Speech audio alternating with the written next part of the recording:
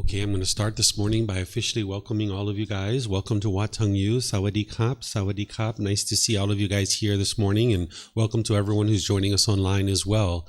Today is our group learning program where we start with meditation, and then I move into sharing a chapter with you from the book that we use for this program. It's a 7-month program where slowly but surely students are learning a foundation in the path to enlightenment. We use a book called Developing a Life Practice, The Path That Leads to Enlightenment. This is part of the Words of the Buddha, The Path to Enlightenment, Revealing the Hidden Book series. We have those books available for you at no cost on our website that you can download. You can take it and go print it if you like. We have printed versions here that you can just reimburse us for the printing cost, or you can order it on Amazon as well. So you can join here at the temple. You can join online where every Sunday I go chapter by chapter in the book. And today we're in chapter 8, which is titled Transforming the Three Poisons, Craving, Anger, and Ignorance. This is where you're learning a higher level understanding of what the Buddha discovered in the mind as a problem and the solutions to actually remedy these problems. Because the path to enlightenment that the Buddha taught is to eliminate certain pollutions out of your mind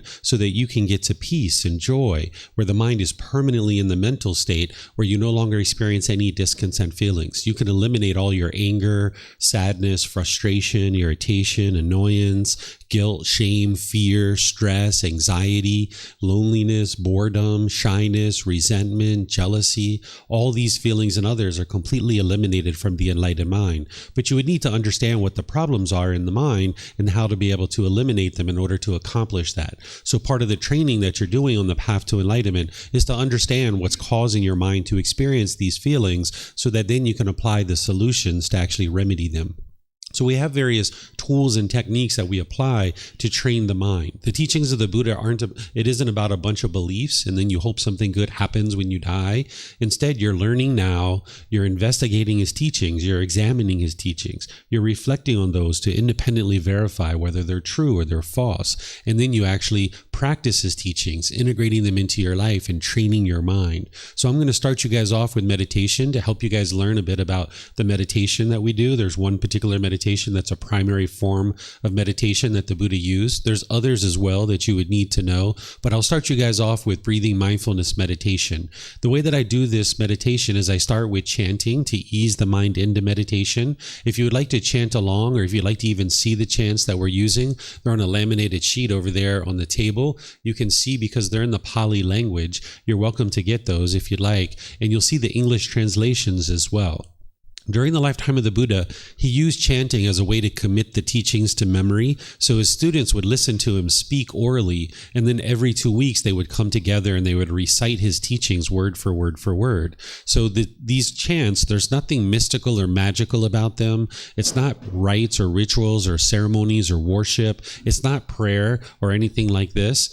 Nowadays, we use the chanting to ease the mind into meditation and get more benefit out of the meditation. So we don't need the chanting in order to commit the teachings to memory, because during the lifetime of the Buddha, they didn't have the ability to write things down. The technology to write things down didn't exist in that region of the world. It existed in China, but it hadn't made its way over to that area where the Buddha was, which was what we refer to as Nepal and Northeast India. So everything he taught was oral. So he would help his students to learn the teachings by reciting them orally, word for word every 2 weeks. So these chants, there's nothing mystical or magical about them. It really helps to get awareness of the mind, awareness of the breath, ease the mind in the meditation, and actually get more benefit out of the meditation itself. So you're welcome to chant along if you like. After the chanting, I'll go through a period where I'll just be guiding you in meditation. You'll be hearing me speaking as we're all meditating together. Those of us here and everyone online, we can just be meditating together. Then there'll be a period of time where it'll just be quiet and we'll just be meditating. And you probably hear occasional things in the environment, like you might hear a car go by or a dog barking or a bird chirping, but these things are all impermanent. They're not permanent. So you can't be in an environment where it's permanently quiet. You're going to hear occasional sounds, and you can train your mind to not be disturbed or not to be annoyed by just focusing on the breath. So if your mind goes off the breath, you'll hear in the guidance that if you hear a sound or something, you can just bring your mind back to the breath and choose not to be annoyed or frustrated, just understanding that this is impermanence. Then after we go through the period of time over meditation, we'll come out of the meditation with some more chanting. And then that's where I'll start the class and help you guys to learn the 3 poisons and the solutions to these as well. In terms of body positioning, most people will be learning in the seated position. This is common, but there are other positions as well. There's seated, lying, standing, and walking position.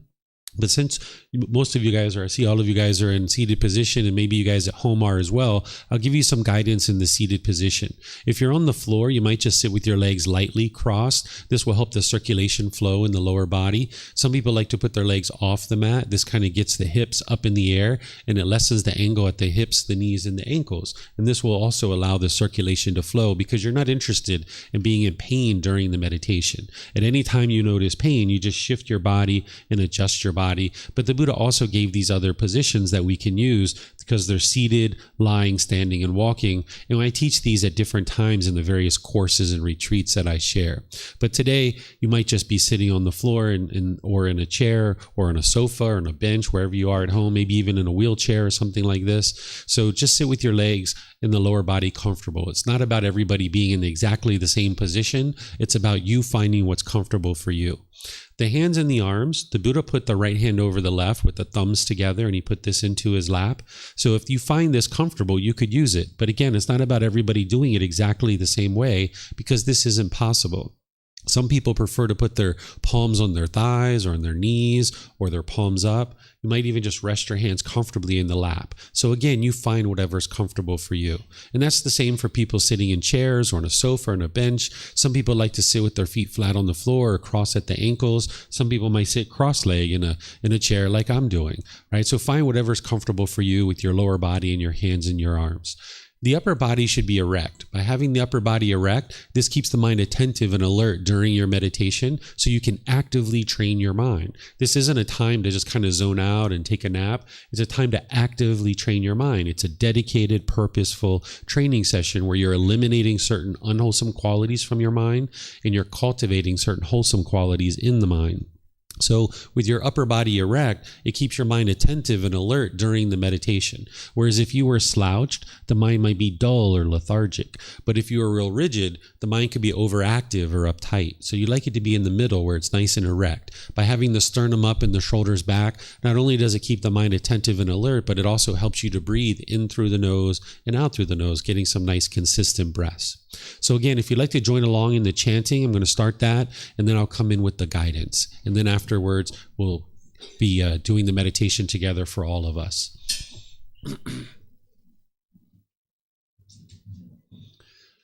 Arahang Samma Sambuddho Mahakeva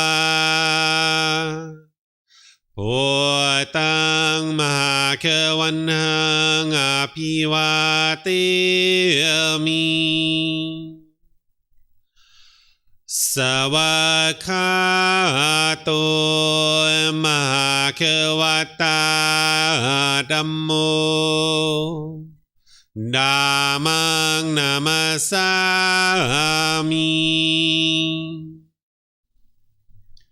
Supatipano Mahakavato Savaka Sangho Sanghang Namami Namo Arhasa Bhagavato Arahato Samma Sambuddhassa Namo Arhasa Bhagavato Arahato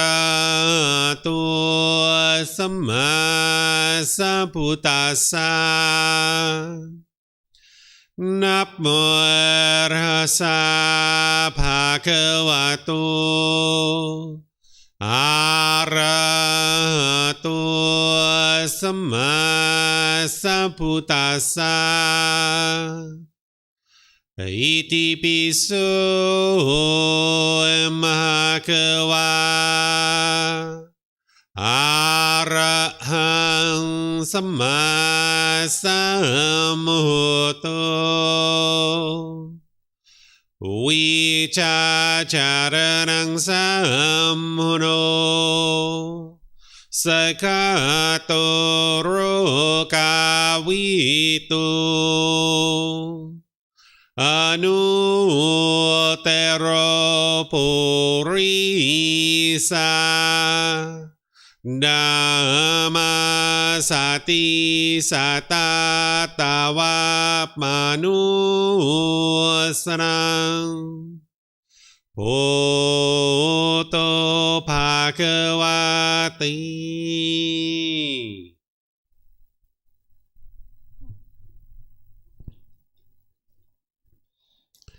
Okay, with the lower body and hands and arms comfortable, and the upper body erect, just close the eyes and start breathing in through the nose and out through the nose. Here you're just looking to establish the breath. A nice, natural, steady, consistent breath. Not forced or controlled, just a gradual inhale through the nose, experiencing the full breath. And then, whenever you're ready, exhale out through the nose. Breathing in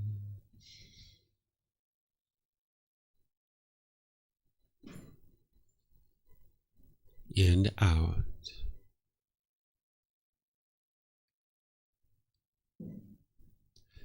Breathing in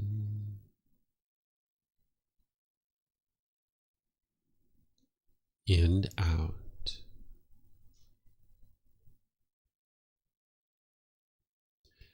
Your breath may not match up with the guidance that I'm providing, and that's okay. This is your practice. I'm just here for guidance. You can use this voice as a reminder that whenever you get to the next inhale, breathe in gradually through the nose, developing a nice, natural, steady, consistent breath. And then, whenever you're ready, exhale out through the nose, experiencing the full breath. Breathing in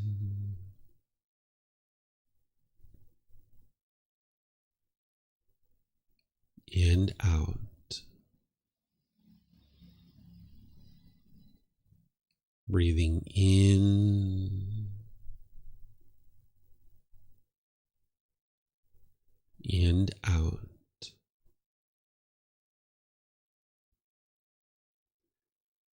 With the breath well established, start fixating the mind on the breath, either the sound of the breath coming into the nose or the sensation of air moving over the skin into the nose. The breath is the present moment. Fixate the mind on the breath, the present moment. Breathing in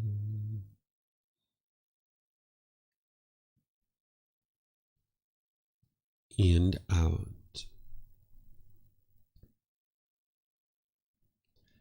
Breathing in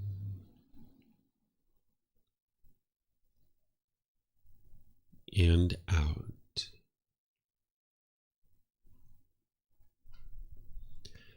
With the mind fixated on the breath, whenever you notice that it moves off the breath, cut that off, let it go, and come back to the breath, the present moment. No need to observe the thought, label it, judge it, analyze it, or even try to figure out where it's coming from. Whenever you notice that the mind is moved off the breath, Cut that off, let it go, and come back to the breath, the present moment. Breathing in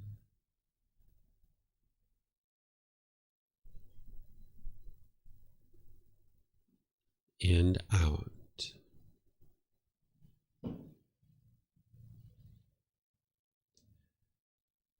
Breathing in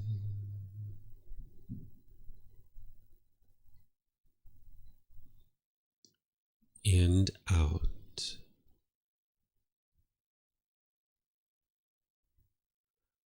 I'm going to be quiet now and let you do this work of focusing on the breath, cutting off and letting go anytime the mind moves off the breath. You have nowhere to go. There's nothing to do. No one needs you right now. This is your time to focus on the breath. Breathing in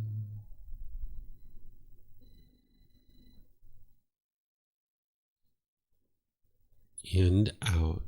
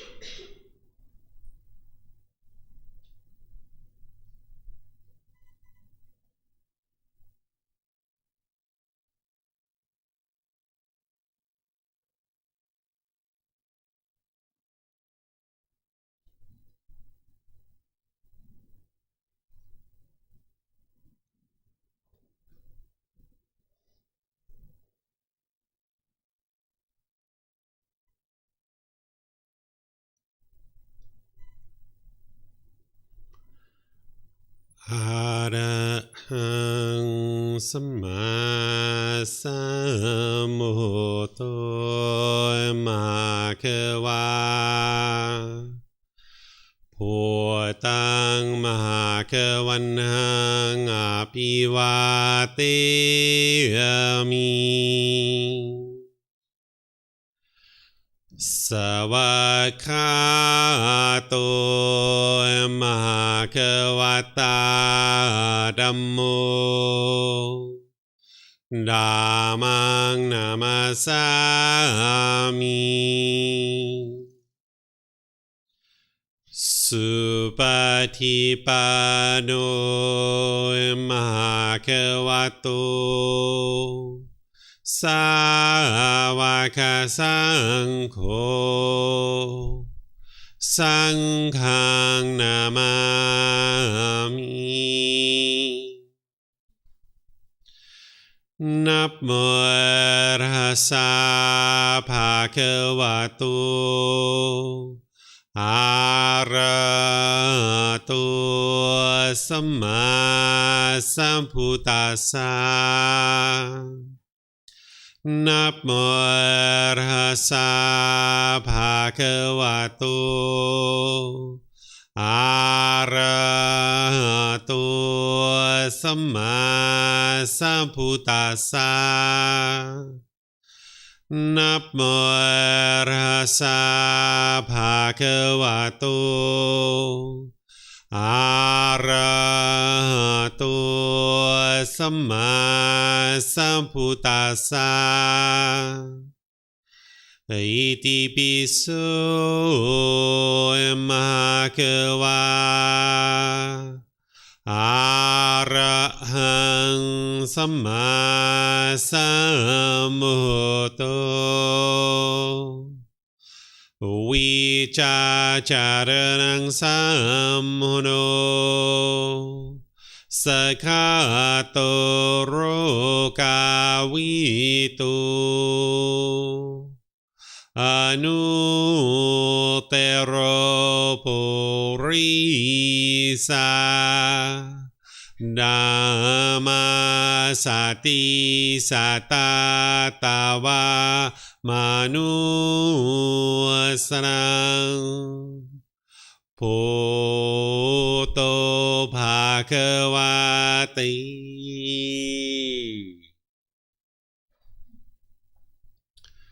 Okay, if you like to slowly make your way out of meditation.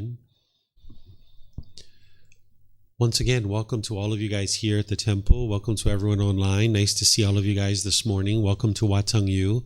If this is your first time here, I'd like to share a few things just to help you get comfortable with the environment and know about a few things that are here. In the very back of the room, the very last door on the right, there's a bathroom. You're welcome to use that at any time. Feel free to get up and use that. There's even bathrooms outside the classroom. If you go outside the classroom, there's signs that'll take you around to the main bathroom of the temple. So you're welcome to use that at any time. We even have water and snacks here that's provided by our students that you're welcome to help yourself to and make yourself comfortable. As I was sharing with the teachings of the Buddha, it's not a bunch of beliefs. It's not things that you're believing and then hoping something good happens when you die. Instead, you're learning teachings, you're investigating them, examining them, you're reflecting on those to independently verify whether they're true or they're false, and you're practicing them. You're integrating them into your life in order to experience the improvement to the condition of the mind, where your mind's moving closer and closer to this enlightened mental state.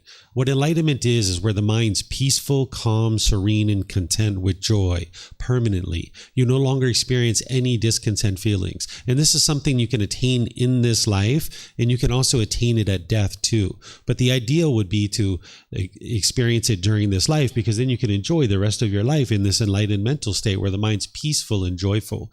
You'll notice that when you're eradicating the pollutions of the mind, you'll experience focus, concentration, clarity, deep memory. You'll notice that your personal and professional relationships will really blossom and they'll be at ease because you're not being bitter and harsh and hostile in your relationships any longer. You'll notice that you're not even in a bad mood because the causes and conditions that are producing that have been uprooted out of the mind. those causes and conditions that are producing these discontent feelings and the bad mood and the hostility and all these other things is what I'm going to explain to you today. I'm going to explain to you what's called the three poisons, or the three unwholesome roots, or the three fires. This is where you get a broad understanding from a high level of what's going on in the unenlightened mind. And then we're going to drill into it really deeply so that you can see clearly what's actually causing these difficulties in your mind, because you wouldn't be able to eradicate them and get to this peace and joy if you didn't know what was actually causing the difficulties and the struggles in the mind. So as you're learning and you're starting to understand the teachings of the Buddha, it's very important that you don't believe anything that you hear me say or anybody else. It's important that you get to wisdom. So when I'm sharing teachings with you today, don't just believe what I'm sharing with you. Listen to what I'm sharing, start to reflect on it, and start to compare it to your experiences in life and what you experience on a day-to-day basis. Because if what I'm sharing with you is the truth, then what I'm going to be explaining to you is what you're going to be experiencing, what you're experiencing in life. So without having ever met you, I can describe to you what you experience on a day-to-day basis, because I understand the unenlightened mind, and I understand these three poisons, or these three unwholesome roots, or these three fires. And when I explain it to you and giving you some examples, you'll be able to compare that to your life and see where you're experiencing these kinds of difficulties and struggles, these certain symptoms. And then I'm going to provide you the solutions of how to fix it.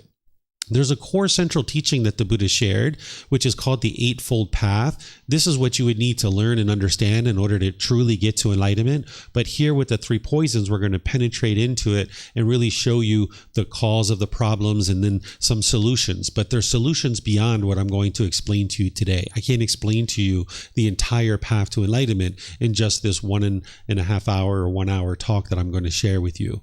So as I'm sharing with you, like I mentioned, don't believe what I share. In order to get to enlightenment, you need to cultivate wisdom. And that's what you do when you learn, when you reflect, when you independently verify, and you practice. Because when you live in a world that you don't understand, you will struggle. You'll have difficulties. This is one of the reasons why the mind is experiencing the sadness and anger and frustration and all these other discontent feelings, because it just lacks wisdom. It doesn't understand what it doesn't understand. So you're going to need to awaken the mind. And when we say awakening the mind, what we mean here is that you're cultivating wisdom. And you did the same thing with other natural laws, because the Buddha taught the natural laws of existence. He's explaining to you the way the world is around you. He didn't explain the way the world should be. He didn't teach a bunch of rules and commandments or rites or rituals and ceremonies and worship. He taught you the way the world is. He didn't teach the way the world should be. And when you understand the way the world is through these natural laws, then you can navigate it more readily with this wisdom that you've cultivated. So when you were growing up, and when we were all growing up, we didn't understand the natural law of gravity. We struggled with this natural law. We fell down, we hit our head, we busted our elbows, we broke toys, we had all kinds of struggles. We cried, we were upset because we didn't understand this natural law. We had difficulties navigating the world. But slowly but surely, our mind awakened to this natural law of gravity. And as we did, we cultivated wisdom and we started making wiser decisions. We started tying our shoes a bit tighter. We started looking at the surface of the street and the sidewalk. We stopped being so giddy and excited like little kids jumping around all the time and falling down on the sidewalk. And therefore, with our wisdom and making wiser decisions, we started experiencing improved results. We started experiencing wholesome outcomes. Now we're at the point where we can climb ladders. We can get on bicycles and motorbikes. We can get on airplanes and travel all over the world because we fully understand and have fully awoken to the natural law of gravity. We don't believe the natural law of gravity. We know that it's true because we can see it with our own eyes. And this is what you need to be able to do with all the other natural laws that the Buddha taught, is that right now your mind is just lacking wisdom of those natural laws. And just like you struggled with the natural law of gravity, the mind's struggling with these other natural laws that the mind is unawakened to. So what I'm going to share with you is I'm going to share with you teachings to be able to help you understand some of these natural laws and help you to understand what's happening in the world around you, so that now you can see the truth for yourself and start making wiser decisions that produce wholesome results. Because when you lack wisdom, you're going to make unwise decisions that produce unwholesome results in your life. So as we go, you guys are welcome to ask any and all questions that you like. For those of you guys here at the temple, if you would like to ask questions, we have microphones here in the white bowl in front of the camera. You can just get one of those microphones, keep it with you at your seat. All you need to do is press the gray button. The lights will come on. Just give it a second and then hold it up to your chin. We'll be able to hear you here at the temple, and they'll be able to hear you online too. And then for those of you guys that are online, you can ask your questions by putting that into Facebook, YouTube, or Zoom, and I'll be able to see that in the comment section. Or in Zoom, you can electronically raise your hand, open up your microphone, and we'll be able to hear you here at the temple, and they'll be able to hear you on the live stream as well. And when you guys get the microphone, if you would like to keep it with you at your seat, you might have a follow-up question, or someone around you might have a question, and you can just share the microphone. So first, let me just help you understand a bit about what these three poisons are. We refer to them as the three poisons, the three unwholesome roots, or the three fires. They're also referred to as pollutions or defilements or taints. This is a high-level description of what is plaguing the unenlightened mind. When you first get on the path to enlightenment, you learn something called the three universal truths. You learn it, reflect on it, and you practice it. And this is something that you learn when you first get started. And then that helps you to understand the Four Noble Truths. And that kind of gives you like a little window into what's going on in the unenlightened mind. You understand the problem, the cause of the problem, the elimination of it, and the path forward. And this is the very first teaching of the Buddha. And you can independently verify that it's true. Essentially, what he's teaching you is your mind is causing your own discontent feelings, that the anger and the sadness and the frustration and all these other discontent feelings are being caused by your own mind. You're going to learn a little bit about that today. But the Four Noble Truths is like a little window into this. But the three poisons or the three unwholesome roots or the three fires, this is giving you a broader understanding, because in the Four Noble Truths, you understand that there's one primary problem in the mind, which is craving, desire, attachment, longing, yearning, these wants and expectations, which we're going to be talking about today. And that helps you to kind of penetrate in and really put a fine point on what is going on in the unenlightened mind. But this talk is going to broaden your understanding of what's going on, and it's going to deepen it so you can see more of the understanding. But there's something called the 10 fetters, which is the deepest description that the Buddha gives, the most detailed description that the Buddha provides of what's going on in the unenlightened mind and why it experiences what it experiences. We refer to them as the fetters because during ancient times, if you were a prisoner, they would put a fetter around your ankle to keep you confined in a certain area. What a fetter is it's a shackle around the ankle, it's a chain and a ball. And this is how they would confine prisoners to a certain area. Nowadays, we put prisoners in prison cells. We have jail cells for those kinds of things. But back then, they just had open space, open land, so they would attach a fetter, which is the shackle and chain and ball. So the Buddha refers to these 10 pollutions in the mind as the 10 fetters, because that's what's keeping the mind trapped in this unenlightened state. These 10 detailed descriptions of what's going on, you would ultimately need to learn these in order to get to enlightenment. But when you're first getting started, the Buddha has this layered effect where you start with the Four Noble Truths to give you a window into understanding the unenlightened mind. Then you come down into the three poisons or the three unwholesome roots or the three fires and start to understand it from that level. And then you go deeper and start understanding the 10 fetters. So today I'm going to explain to you kind of that middle area where you're learning the high level description of what's going on in the unenlightened mind and then the actual solution.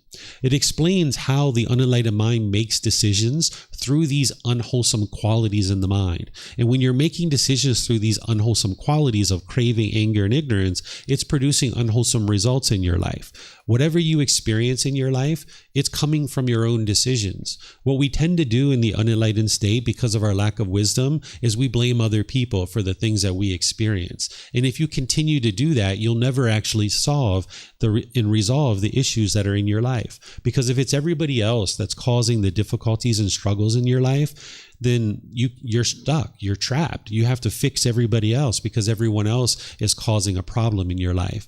Or if it's good luck or bad luck, or if it's destiny or fate that you're experiencing what you experience, then you're locked in. You can't change your life. You've resigned yourself to a life of difficulties and struggles.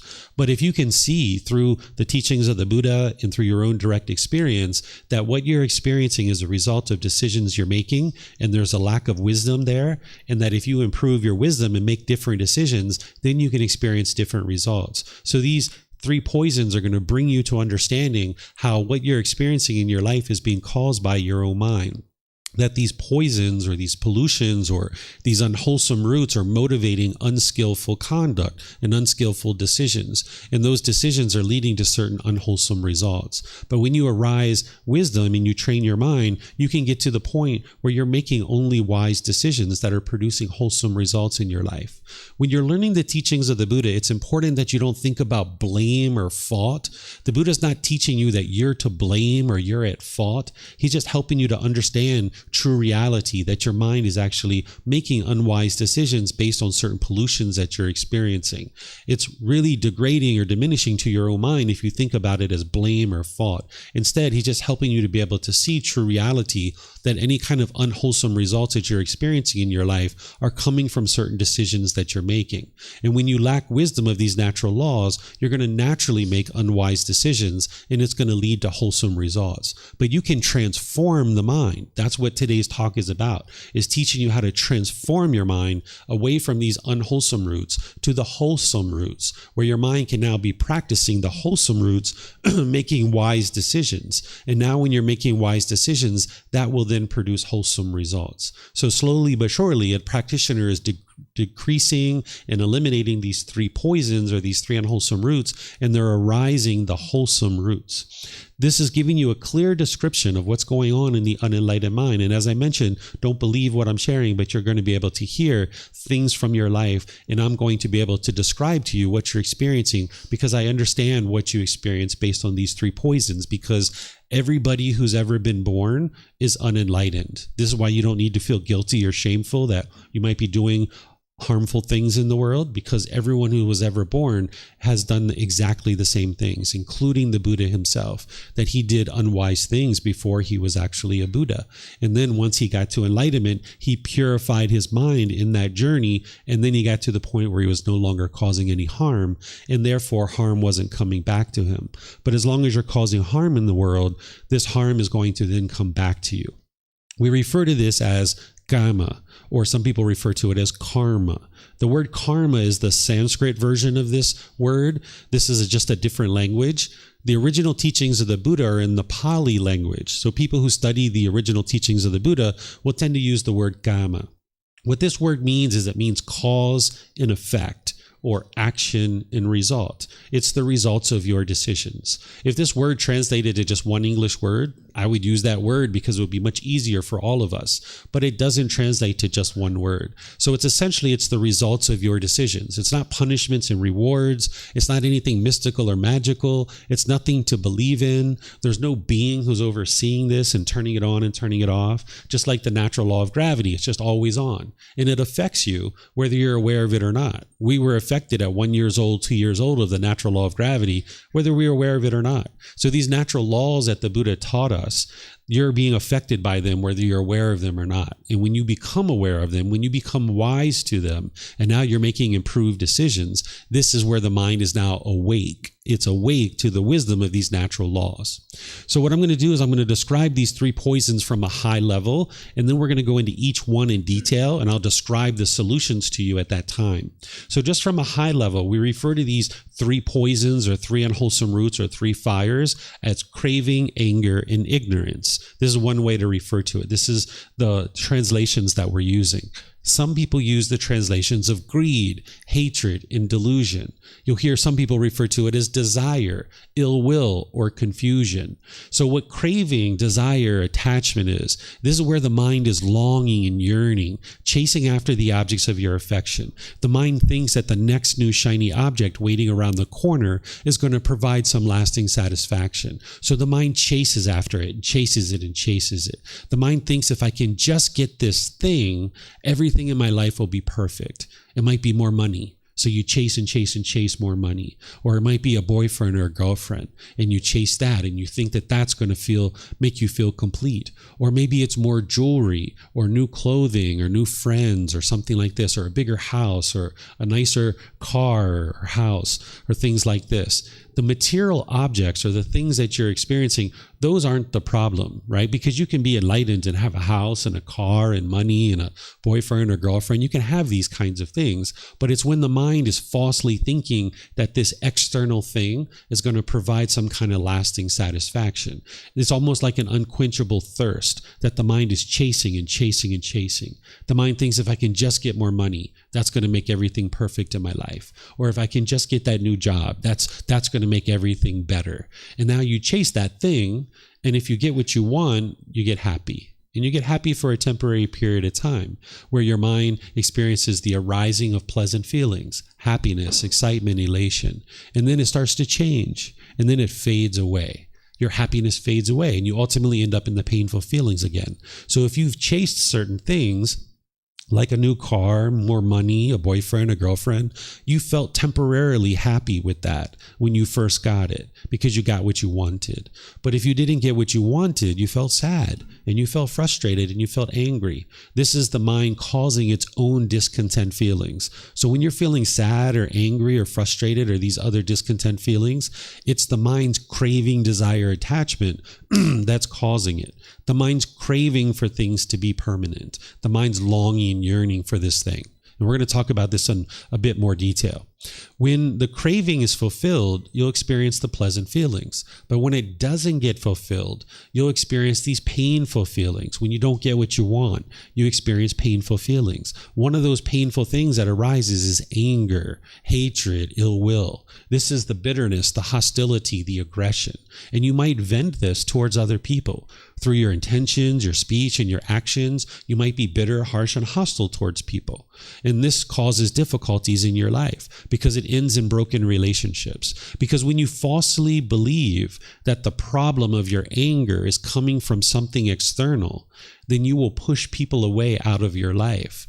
You will push the situation away, or you will push the people away. So you've pushed friends away. You've pushed family members away, maybe coworkers or people like this. You've pushed them out of your life. Again, not because you're a bad person. Your mind just lacks wisdom. It's pushing people away thinking that they are the problem.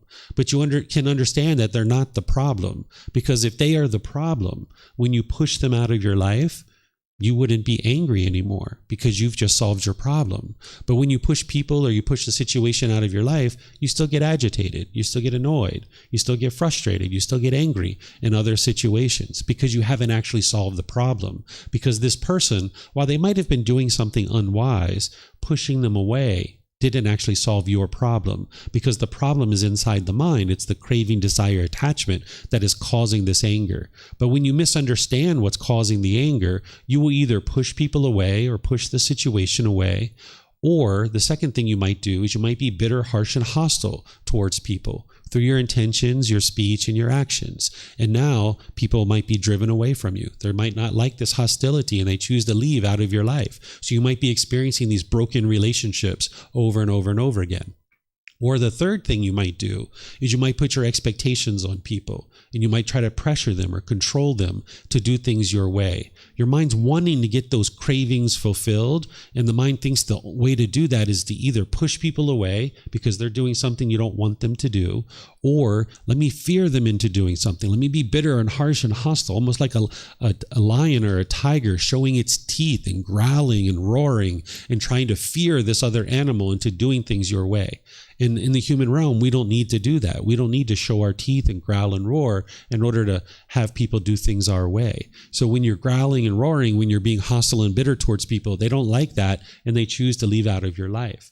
Or when you're putting your expectations on people, trying to control them to do things your way, they feel pressured and controlled, and they don't like that, so they might leave out of your life. So as long as you don't understand that craving is the problem and that this anger is arising due to your own mind, you'll keep misunderstanding the problem. You'll keep pushing people away, being bitter, harsh, and hostile, putting your expectations on people, and you're not going to be able to live harmoniously with all people. As your cravings, desires, attachments increase, the number of people that you can spend time with will become fewer and fewer and fewer and fewer. And you might have noticed this as you've aged, that the number of people you can spend time with has become fewer and fewer and fewer and fewer, because your expectations have grown, your cravings have grown, the things you want other people to do have grown.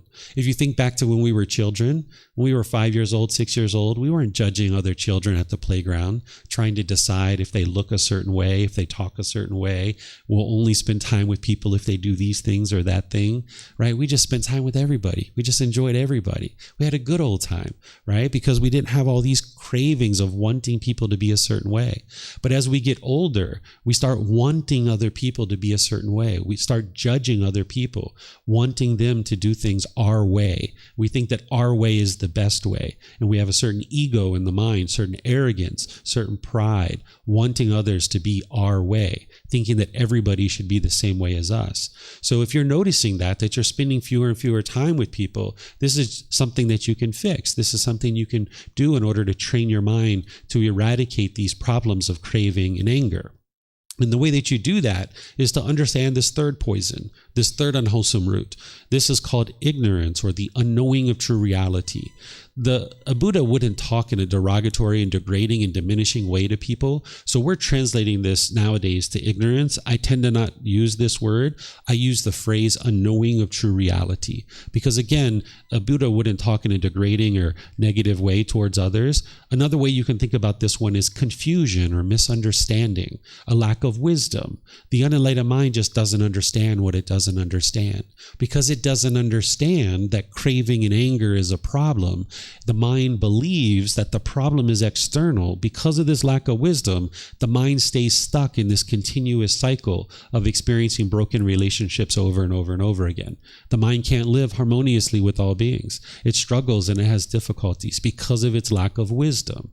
Because of this ignorance or this unknowing of true reality, this confusion, this misunderstanding, the mind continues to struggle and have difficulties. So while we call it craving, anger, and ignorance as the three poisons or the three unwholesome roots, it's really because of the ignorance. It's because of the unknowing of true reality. It's because of the lack of wisdom that craving and anger continues to exist.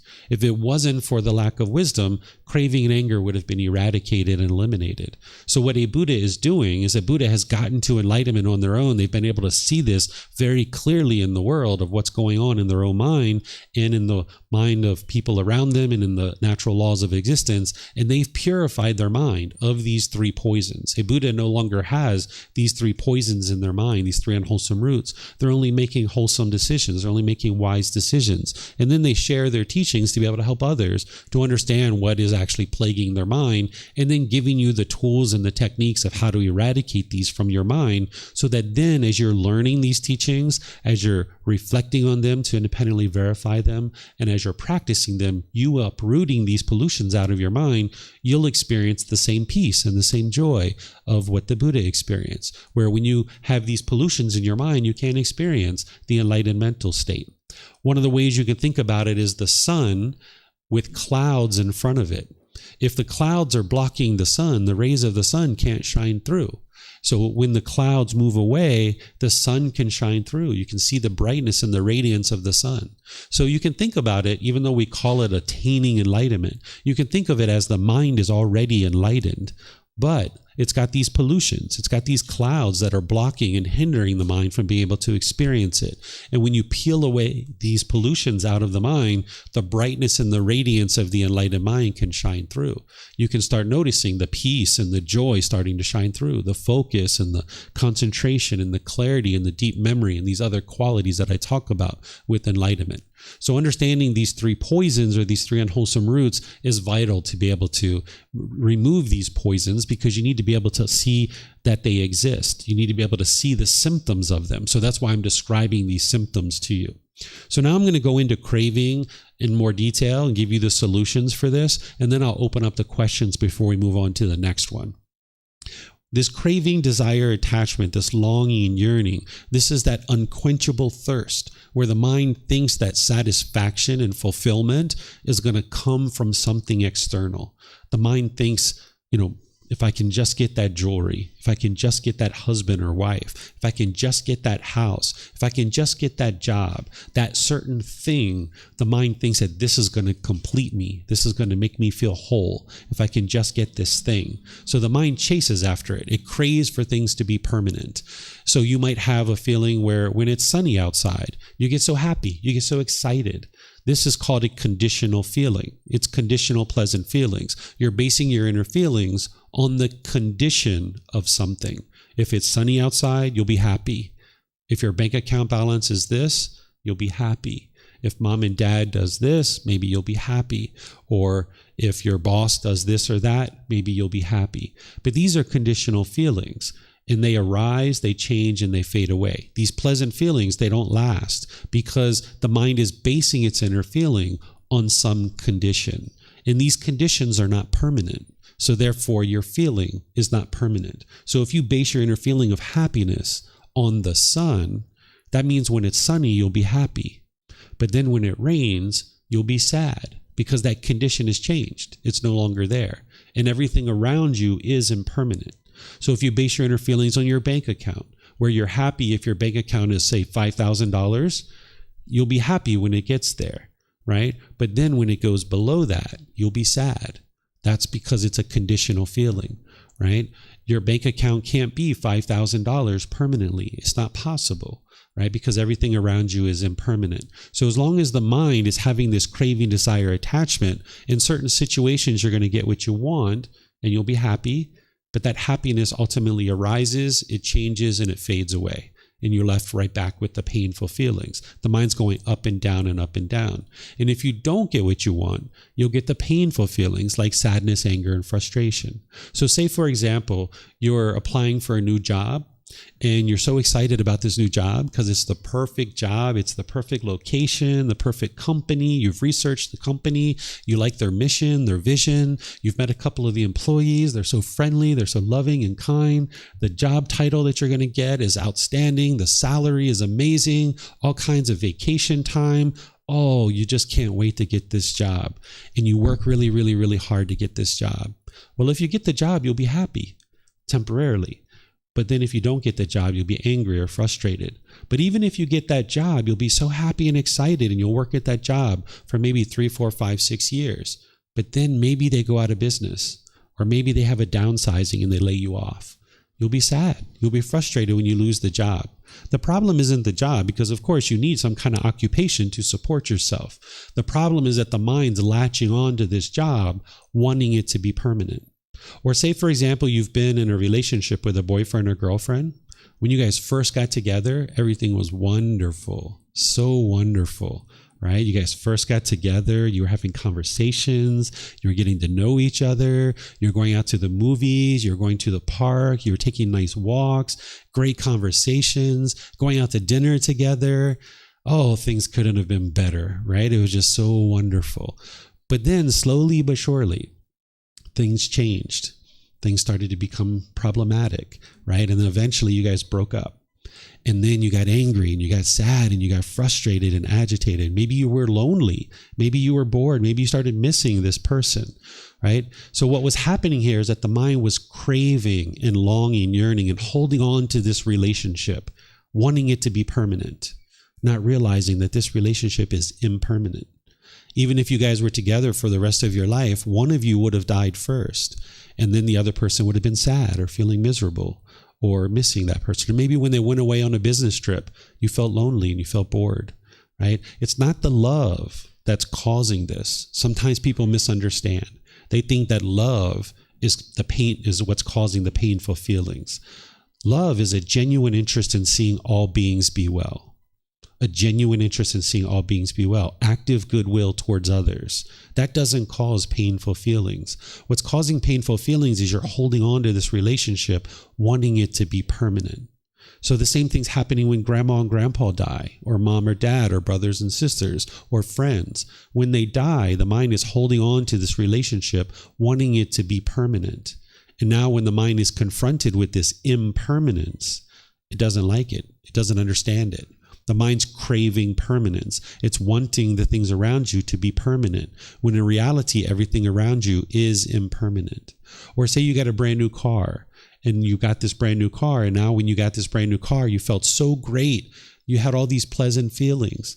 But then when you parked it at a store and you went inside and you came out, there was a scratch on your car. Well, the scratch isn't what's causing you to be frustrated if you get frustrated in that situation. And it wasn't the person who scratched your car. That's not what's causing those painful feelings of frustration or agitation or annoyance. What's causing it is the mind is craving this car to be permanently beautiful. It wants it to be permanently beautiful. And it'd be wonderful if nobody ever scratched our car, right? That's not what we're talking about. We're not talking about what's wise or unwise, because it would be wise to not scratch somebody's car. But that's not the world we live in. Our car is going to get a scratch. The upholstery is going to fade and get ripped and torn. The paint is going to fade away. This car is impermanent. So as long as our mind is craving for this car to be permanent, when we experience the impermanence and this change, you'll struggle and you'll have difficulties because the mind's not understanding that there's this universal truth of impermanence. The same thing's happening when grandma and grandpa die, or when brothers and sisters die, or boyfriends and girlfriends break up, or husbands and wives break up. When your children go away to college or something like this, you might struggle in those periods. The same way of saying the mind craves permanence is to say the mind does not like impermanence. When you experience change in your life, when things are changing, you don't like it. The mind's craving for things to be permanent. And this is what the mind does when it has this poison, is it's craving, it's longing, it's yearning, it's clinging, it's holding on, it's wanting things to be permanent. And you can independently verify this for yourself. Look at a recent situation where you've been angry or frustrated or agitated, right? Don't believe me. Look at your own life. Look at a situation either this morning or yesterday or last week where you were agitated, you were annoyed, you were frustrated. There was something you wanted. And if you would have got it, you would have been happy. You would have been excited. You would have been elated. But because you didn't get what you wanted, you got frustrated and agitated and annoyed. This is how you independently verify it, is you look at your own life and take what I'm sharing with you and reflect on it to see if what I'm sharing is the truth. You can be able to see that your mind, when it gets what it wants, it's happy. And when it doesn't get what it wants, it's sad. But because you live in an impermanent world, you can't always get what you want. It's just not possible. Okay, so this is what craving, desire, attachment is doing, this longing, this yearning, this wants, and these expectations. The solutions to all this is the breathing mindfulness meditation and generosity. Remember, there's a core central teaching called the Eightfold Path, which you need to learn and practice to be able to fully transform the mind. But what's targeting this is breathing mindfulness meditation and generosity. When we're practicing meditation this morning and you were focused on the breath and the mind moved off the breath and you're cutting that off and letting it go and bringing the mind back to the breath, this is training your mind to let go, to let go, to let go. Because with craving, your mind's going to hold on. Your mind's clinging, wanting things to be a certain way, right? So if you can train your mind to let go through gradual training, gradual practice, and gradual progress, you can get to the point where when you're out and about in daily life and you're noticing frustration starting to arise, you can cut that off and let it go. And eventually, if you do that enough through breathing mindfulness meditation and in your daily life, you won't get angry anymore. There won't be any arising of any anger or frustration because you've eliminated your craving, desire, attachment. So the goal of this meditation isn't to eliminate your thoughts. Sometimes people think that's the case. So if you had to bring your mind back to the breath 20, 30, 50 times during your meditation, this is really good for your mind. Really, really good for your mind. It's training your mind to let go. You weren't bad at meditation if you had a lot of thoughts during your meditation, or if you indulged in a thought and you had followed it for a period of time and then you came back to the breath. You're not bad at meditation. You shouldn't judge your meditation as good or bad. You should view all meditation as beneficial. What you're doing in this meditation is you're arising mindfulness or awareness of mind. You're cultivating concentration or focus, and you're training the mind to easily let go, let go, let go.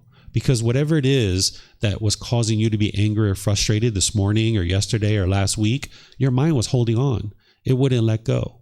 But when you let go, that's where the peace is. And you know that because that relationship you were in, that you were angry that it was over, at some point you were like, you know what? If he wants to be with somebody else, so what? Let him go. or if she wants to be with somebody else, or if they want to move across to another place in the country and they don't want to spend time with me, okay, so be it. Let them go. And your mind was like, so much peace, so much joy, because you let them go.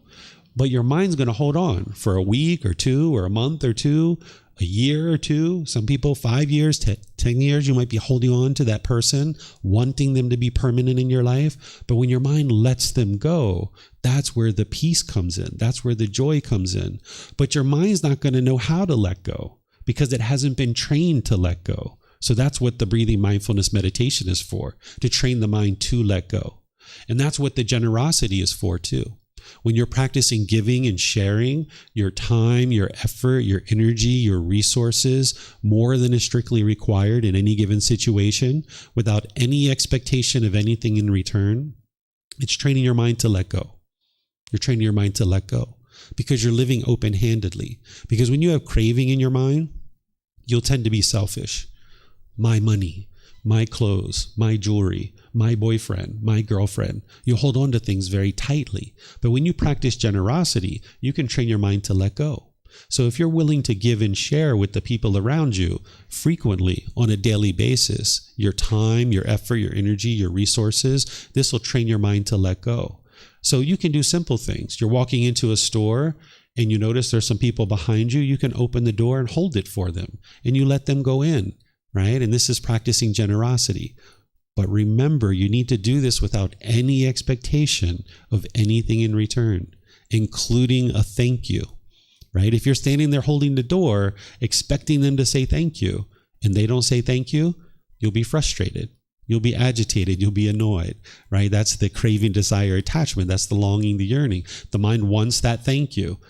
But it's not possible for everyone to say thank you because you live in an impermanent world. Some people are going to say thank you and some people won't. So when you're practicing generosity, you need to do it with the understanding that this is to enhance the quality of your mind.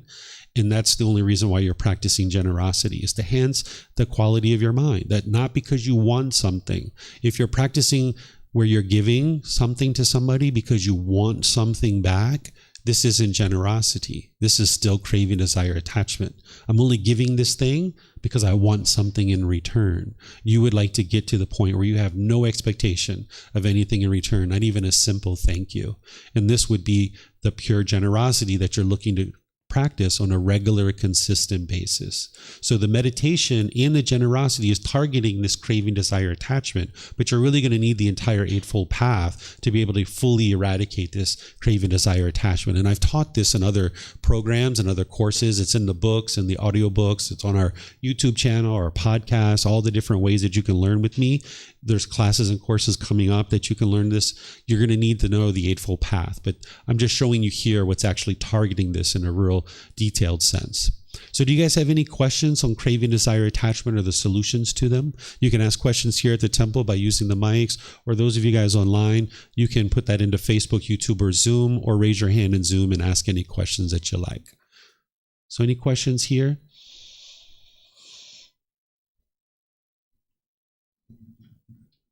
I'm going to check online. I don't see anything here.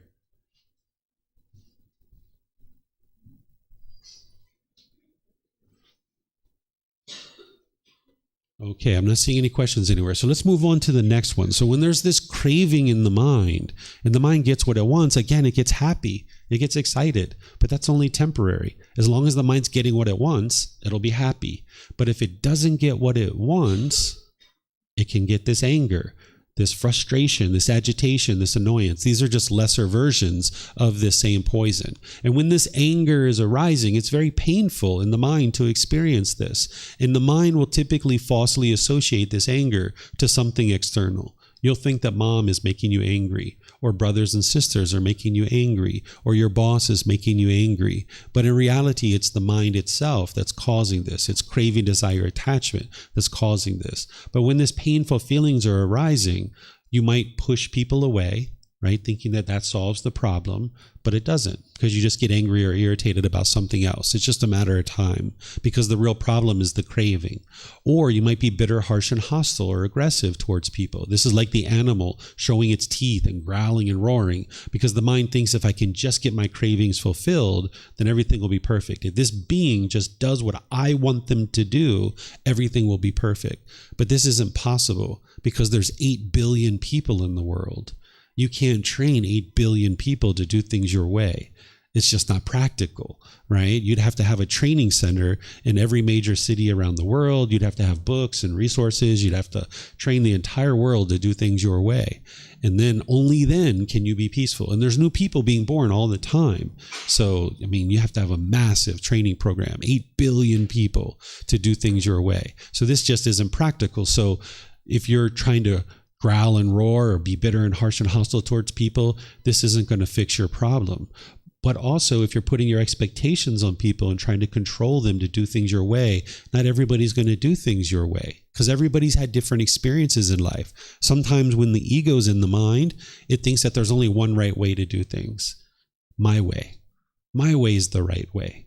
The way other people do things is the wrong way. This is the way the unenlightened mind sometimes thinks, right? So if the mind thinks that way, then when you see somebody doing something different than you might be angry or frustrated. Where if you can understand impermanence, that it's not possible for everyone to do things your way, and your way isn't necessarily the right way, right? Everybody has different experiences. There's different variables. There's certain things that you don't understand about that situation, that everybody's going to make different decisions. So you can learn how to love the person while disagreeing with their choices and decisions, right? If you can only love people when you agree with their decisions, then you can only love one person, which is yourself, because you're only going to agree with yourself 100% of the time, but you won't agree with others 100% of the time, right? So this bitterness, this anger, this hostility coming through your intention, speech, and actions, this is going to drive people away. And what you would like to do is get to the point where you can be loving and kind and warm and gentle with everybody around you. But it's a struggle, because there's this craving in the mind that is hindering you from being able to be loving and kind to everybody. And there's this anger that's in there that's hindering you from being able to be loving and kind and harmonious with all beings around you. So the Buddha provides you the tools of loving kindness meditation to train your mind to be more loving and kind. And then he provides you guidance on how to have intention, speech, and actions that are more loving and kind. And you can arise this in your mind. You can train your mind to do this. So the loving kindness meditation is like rewiring your mind to be more loving and kind to the beings around you. And it's going to take gradual training, gradual practice, and gradual progress. You can't just do this meditation for one day or 1 week or 1 month, and then you're going to not be angry anymore. It's going to take gradual training, gradual practice, and gradual progress. But even if it took you the next 3 years or 5 years or 10 years, so what? By the time you get to enlightenment, whenever you get to enlightenment, you're going to be peaceful and joyful for the rest of your life. You'll never experience anger ever again. It's impossible for an enlightened being to experience anger, because you've eliminated the causes and conditions that are producing it. So while you're eliminating the cravings, desires, attachments that is producing the anger, you need to also break up the anger, the ill will, the hostility, the hatred, the frustration, the annoyance. By the time you get to enlightenment, you don't even have a dislike towards other beings. Right now, that's really challenging. That would be really hard. You probably have certain people you like and certain people you dislike, right? And this is just because the mind's craving for things to be a certain way. And when those people don't do things your way, you maybe dislike them, right? So this anger, while we call it anger, and it's pretty strong, there's the lighter versions of that, even down to the dislike. But with loving kindness meditation, you can transform your mind. Not only can you be more loving and kind to others, but you can be more loving and kind to this being, who you are as well. Because sometimes in the unenlightened state, you have this inner dialogue that's negative and degrading and diminishing this being who you are. You might talk down to yourself. You might be angry at yourself. And you can transform this through the meditation. You can rewire your mind to be more loving and kind to yourself and to all beings around you. And this is what's happening with the loving kindness meditation, is you're filling up your gas tank. It's like filling up a gas tank in a car, and then you go out into the world and you practice loving kindness. That's the second part, is that in daily life, through your intentions, your speech, and your actions, you learn to be more loving and kind. And that's where the Eightfold Path comes in too, because the Buddha teaches you how to do this through right intention, right speech, right action, right livelihood, through all the other steps of the Eightfold Path. He's teaching you how to be loving and kind. Because when you're bitter, harsh, and hostile, and you put that out through your intention, speech, and actions, that's what comes back to you, right? If people are bitter, harsh, and hostile to you, you can look in your life, you've probably been bitter and harsh and hostile to them too, right? That in your relationships, if you continue to function that way, then that's what's going to keep coming back to you. Sometimes we think that the way that we change our life is to change other people. Right? I grew up with a lot of resentment and hostility towards my mom because I wanted her to be a certain way and she wasn't that way. So all growing up and in my early adulthood, I had a lot of resentment towards her. And I kept thinking I needed to change mom. And I was working on that for a long time, trying to change mom. And it wasn't working. I just got angrier and angrier, right? But then when I realized I needed to change my mind, when I started working on my mind and I changed my mind, I started being more loving and kind. And now mom started being more loving and kind because I was putting out more loving kindness. But I had to do that work. I had to put the relationship on pause. I had to do this loving kindness meditation for a consistent long-term period. I needed to start practicing generosity with her and loving kindness with her. And slowly but surely, I was able to transform my mind. Where in the past, mom would say something and I would blow up like fireworks. Right? Or I would say something and she would blow up like fireworks, where I started choosing to do something different. Because if you keep doing the same things you're doing, being argumentative or hostile or bitter, you're going to keep experiencing the same results. So if you do something different, if you do something new, you will experience different results. So in the past where I would blow up and there would be fireworks, mom would be bitter and harsh and hostile to me. And I would be on the phone and I would say, Mom, I'm going to get off the phone now. I know in the past I've been really angry and bitter and harsh to you, but I'm going to let you think about what you said. I'm not going to be bitter and harsh and hostile with you. I'm going to let you think about what you just said and we can talk another time. And I love you, Mom. Be well. Right? I would get off the phone. Where in the past where she would say those things, I would just blow up like fireworks. So when I started doing things differently, slowly but surely, mom started doing things differently. And maybe I wouldn't call her back for 3 months or 6 months sometimes, letting her think about what she said to me.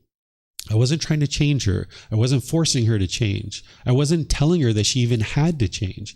I said, I'm going to let you think about what it is that you just said. Because if she thinks she said something wonderful, then she'll keep saying it, right? But when she thought about what she said, she realized that she was wrong. And sometimes she would get on the phone and she would apologize to me. Sometimes she would call me back, which is not something we would normally experience. So slowly but surely, we transformed our relationship so that by the time she died in 2017, there was no issues in our relationship whatsoever. It was nice and peaceful and joyful. Everything was at ease. But I had to do that work first. I couldn't put that responsibility on mom. If mom was going to change, mom was going to change, right? That was her choice. But I made my choice that I needed to change. So that's what you'll need to do in your relationships. While other people may be doing things unwisely in your relationships, you won't get to peace and joy by continuing to want them to be a certain way. You're going to need to eliminate your cravings and eliminate your anger. So it's loving kindness meditation that you can rewire your mind and then go out in the world and be more loving and kind. And then you'll see your relationships will transform. So on this journey to enlightenment, there's certain relationships that you have right now that you might choose to let go of. You might just choose to move on because there's too much anger. There's too much bitterness. You're not committed to the relationship. Maybe they're not committed to the relationship. It'd be too much work for you to really transform this relationship, and you're just going to let go of those relationships and move on. And that's one way to clean things up. The second category of relationships are relationships that you're more committed to, right? Like my mom or my sister or my wife, things like this. I needed to clean up my mind. And then in this relationship, I was able to function better and they were able to function better, and we cleaned up our relationship, and now all my relationships are at ease. But then there's a third category of relationships that are brand new relationships that you haven't even met these people yet. You don't even know who their names are. You don't even know who they are. But you'll only ever be loving and kind in those relationships because you're transforming your mind. You're cleaning up your mind. And now when you meet this new person, you'll only ever be loving and kind to them And now they'll only ever be loving and kind to you in this relationship. And this is how you transform your life and you transform your relationships. You're going to need to let go of certain relationships. You're going to need to maybe put some relationships on pause and step away. Not that you have to tell them that's what you're doing, but you'll just need to mentally step away and do some work on your mind. And then when you come back into the relationship, you'll be better. And then there's this third category. Relationships are brand new people you haven't even met yet, and you'll only be loving and kind because you've been transforming your mind. And this is what will improve your life as you're transforming your relationships. But you need to transform your mind and do the work there, deep in the roots of the problem. That's why we call these the three unwholesome roots. So let me know if you guys have any questions here. I saw someone pick up a mic, so maybe gentlemen here, you might have a question. Not yet. Not yet. Nope. Can't hear you yet. I can hear you, but not through the mic. But is the mic working? Now, there we go. Awesome. So you came up with your example of your relationship with your mother was really lovely. I thought in terms of she said something that, like you said, it would be a great opportunity for her to think about it. It might not have been something that was loving and kind. A relationship with a parent or a sister, for example, like you mentioned also, is a biological relationship. There's a tie there that we can give it time, like you said, 3 or 4 or 5 or 6 months, so the person can take a moment and think about it, because you need to put the relationship on pause. But I'm curious as to how to deal with a similar situation if it's like you mentioned, you have a relationship with your wife or with somebody who you are committed to, when the perception is, wow, they're speaking to me in a way that isn't right. And I'd like for them to take a moment and think about it. And maybe that moment could use 3 to 6 months so they can really think about it, but the relationship is committed and it's a day-to-day. And if we were to take that kind of time, the relationship would probably become an uncommitted relationship, right? So how do we approach romantic relationships with somebody like a partner, a wife, a girlfriend that there is commitment to, but the style of conversation that's happening in one direction and possibly based on perception or lack of perception in both directions is just not nice and needs a true pause? Okay, so there's many different layers here with this. The first one is to understand that your peacefulness isn't going to come from your partner changing. Sometimes is what we think is that we need to change our partner and that's how I'm going to get peaceful. Because if the mind's craving for everyone to speak polite, kind, friendly, and respectful to you, you're not ever going to get to that. You're going to experience people who are disrespectful to you. And then you get to make the decision. Do I spend time with this person or not? Right? That's a decision that you get to make. But if you're angry, if you're frustrated, if you're agitated, that's because of the mind's craving, wanting everybody to speak a certain way. So first, it's important to understand that your peacefulness won't come through changing other people, because you'll never get to a time where everybody's speaking to you polite, kind, friendly, respectful. Even the Buddha, there were rare occasions where one of his students might speak angrily to the Buddha, and the Buddha would just stay calm, right? So you can train your mind to do that. So that's the first thing you need to understand, that peacefulness doesn't come through changing other people. The next thing is that an individual needs to do loving kindness meditation consistently. And if you have a partner, if you have children or parents, people that you do have challenges in these relationships, you would like to include them in your loving kindness meditation. And this isn't to change them, it's to change your own mind, that you can now be functioning more and more loving and kind. Because if you have a partner who's talking to you in disrespectful ways, they're not going to be able to just snap their fingers and change the way that they're doing things instantly. So you're going to need to be loving and kind in your own mind, so that you're putting out more and more loving kindness in your relationships, so that then they will be more and more loving and kind as well. And then as you're transforming your mind, it's important that whatever partner you pick, whether you are in the process of selecting a partner, or whether you currently have a partner or something like that, it's important to find somebody that understands that their anger is being caused by their own mind. Because the whole reason why they're being impolite, unkind, unfriendly, and disrespectful is because their mind has craving, it has anger, and it has this ignorance or this unknowing of true reality. And their mind is falsely believing that their problem is you.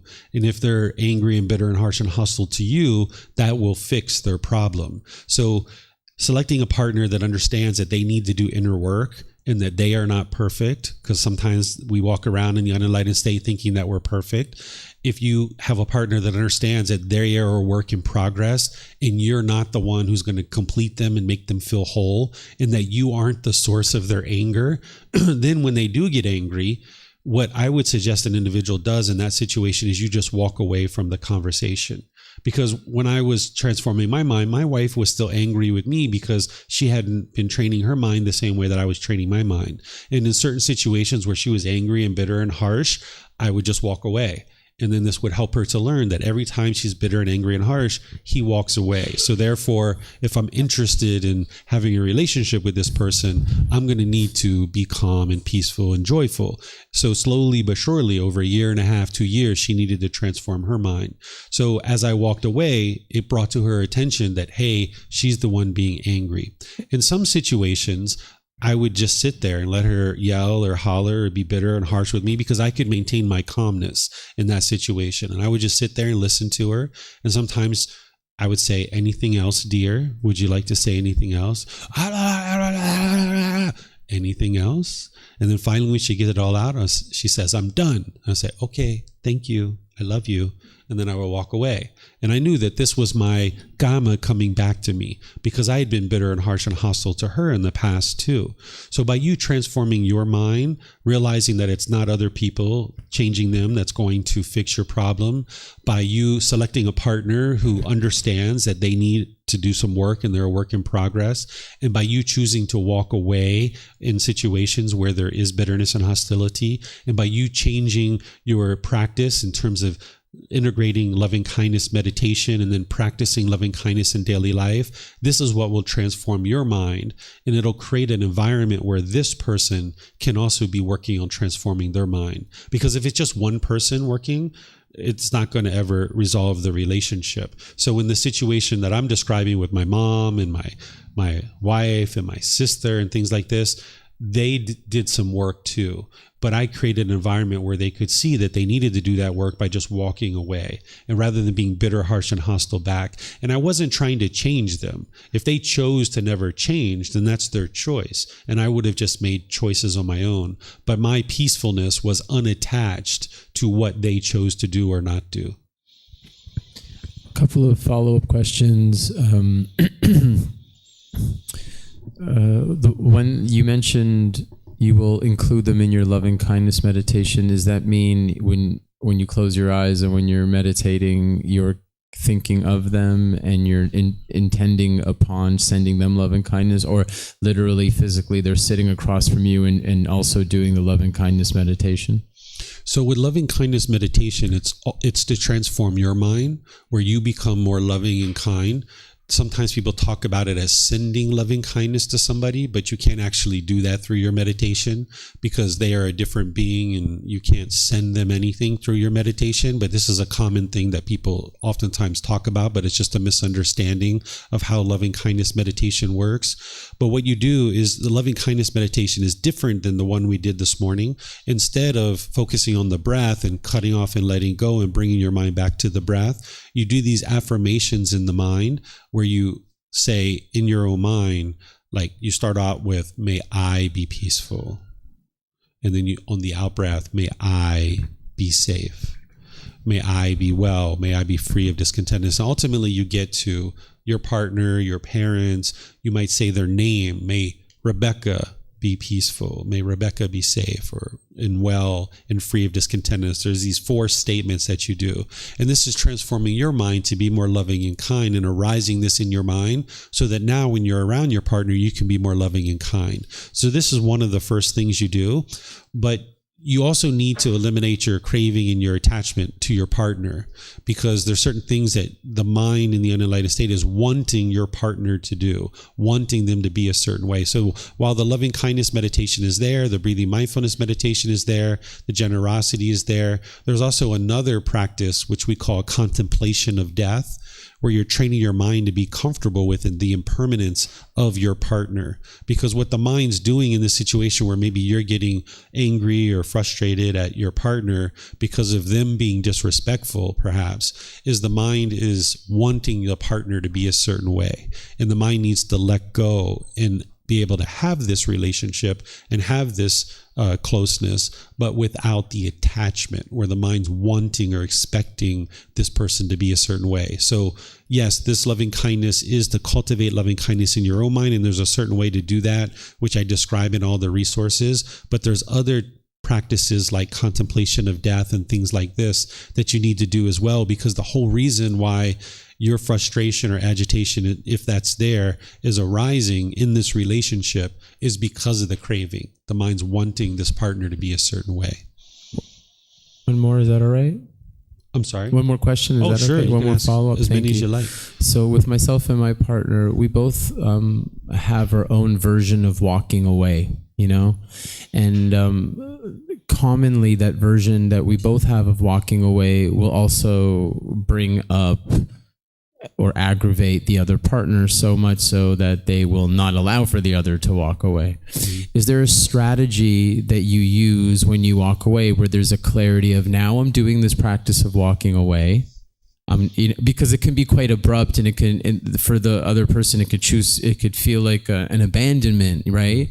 If somebody just in the middle of a conversation, as there's an escalation, just turns their back and walks away. What's the most effective way to walk away so that it actually works in the favor and moves towards what we're looking to create, which is peace and calm, and versus create an even bigger fire, so to speak? Yeah. So when you're walking away, that's not the actual problem, and you can't fix the problem through any other way. What's causing the person to get angry or frustrated when you're walking away is their craving. They're attached. They're either wanting you to stay there, or they're wanting the conversation to continue. They're wanting to get to some resolution, and they're angry and they're frustrated. And both of you need to be able to see that it's not helping us to be talking at a time when we're angry and frustrated. It's not the proper time to talk. This is part of the Eightfold Path, that you learn that it's not the proper time to talk. Walking away from a conversation is one of the most loving things that you could actually do, because what you're saying is, I value this relationship so much that I am not interested in being bitter, harsh, and hostile with you. And my mind is not in a state where I can do that. And I value you and respect you so much that walking away is actually the most loving and kind thing that I can do. And if they get angry or upset when you walk away, this is because of their own craving, their own attachment. It's best to just keep walking. And then when they get past that, because it's impermanent, a couple hours later, a couple days later, when they get past it, it's going to help them to be less attached. And now each time you do that, and you feel comfortable walking away and coming back together, and walking away and coming back together, you need to be able to see it as, this is the most loving and kind thing we could do. Because if we continue in this conversation, words are going to fly, bitterness is going to fly, and we're just going to both get more angry. It's not the proper time for us to be talking. So once again, how do you initiate the walk away? With a turn of your back and you just walk, or do you communicate? Right now, I'm going to do the most loving and kind thing I could possibly do, because we're in a state right now where we're in anger and we're only making things worse. So now I'm going to make the choice to walk away, versus, just like, okay, I'm done, bye. Yeah, each situation is going to be different. You might handle it differently, but no matter what you say or what you do, if they're attached, if they're having craving, it's not going to stop them from getting angry. So in some situations, when my wife was getting angry, I would just turn my back and walk away. In other cases, I would smile and I would say, I love you, and then I would walk away. In other cases, I would why her and I would say, I love you, and then I would walk away. And she would just stand there, keep arguing and keep yelling, and I'd be gone. In other situations, she'd be angry, and she was like, you're making me so angry, I can't believe, blah, blah, blah. I was like, really? If I'm making you angry, that means when I leave, you won't be angry anymore. So I'm going to leave now. Bye-bye. I love you. And I walk away. And then when I came back a couple of days later, we were living in the same house, but when I came back to her room a couple of days later, I would say, did you get instantly peaceful when I left? Because if I was the problem, that means when I left, you would have been instantly peaceful. And she's like, And then, we would laugh and joke and have fun with it and this kind of thing. So each time it's going to be a little bit different. There isn't just one thing that you could do that's going to permanently make your partner not be angry in that situation, because it's not you that's making them angry. So there's nothing you can do to make them peaceful. What's making them angry is in their own mind. So you just do whatever you feel is the most polite, the most kind, the most friendly, and it's going to be different every time. And going through a whole explanation of, I'm going to do the most loving and kind thing, which is walk away because right now you are too angry and we shouldn't talk. This probably isn't the best thing to do. Oftentimes it's better to just cut and go. And if you need to why, if you need to say, I love you, if you need to say anything or just smile and walk away, you figure out what's best in that situation. But you'd like to protect your own mind and not feed this fire, because that's what's going on. When there's anger, there's this craving and this anger in the mind, there's these fires burning, and you're not interested in putting fuel on the fire. And oftentimes just walking away is the best thing to do. It's a little terrifying in the sense that a lot of relationships are built on that fuel and that fire, the attachment of it's like, if I'm going to, I'll say I'm going to walk away, and then that'll create a fuel and fire with like threats of like, okay, if you walk away, then this is what I'm going to do. So then it's a lot of courage to do what you're saying right now and just trust that things will, the fire's not permanent and it'll shift, and the threats aren't necessarily real. And if they are, this might not be your person. Right. So you need to be able to see the truth, and you need to be able to not feed the fire. Because if you're walking away and they say, if you walk away from me, you're never going to see me again. You need to be comfortable with that. Because if you turn around and say, yes, dear, what would you like?